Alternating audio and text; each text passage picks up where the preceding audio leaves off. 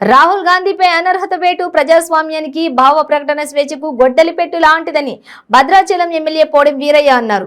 భద్రాద్రి కొత్తగూడెం జిల్లా బూర్గంపాడు మండలంలో కాంగ్రెస్ పార్టీ ఆధ్వర్యంలో నిరసన కార్యక్రమం చేపట్టారు. ఈ సందర్భంగా ఆయన మాట్లాడుతూ దేశ ఐక్యత ప్రజాస్వామ్య పరిరక్షణ కోసం రాహుల్ భారత్ జోడో యాత్ర చేపట్టడం, అదానీ మోదీ చీకటి స్నేహంపై నిలదీయడంతో రాహుల్ గాంధీపై అనేక కుట్రలు చేస్తున్నారన్నారు. హిండెన్బర్గ్ నివేదికతో మోదీ అదానీ బండారం బయటపడిందని, దీనిపై ఈడీ విచారణ చేయాలని ఫిర్యాదు చేసేందుకు వెళ్తే రాహుల్ ను అడ్డుకున్నారని అన్నారు. అదే విధంగా వారి తనయుడు మాజీ ప్రధాని రాజీవ్ గాంధీ గారిని కూడా కాల్చి చంపడం, మానవ బాంబుతో చంపడం జరిగింది. అలాంటి కుటుంబం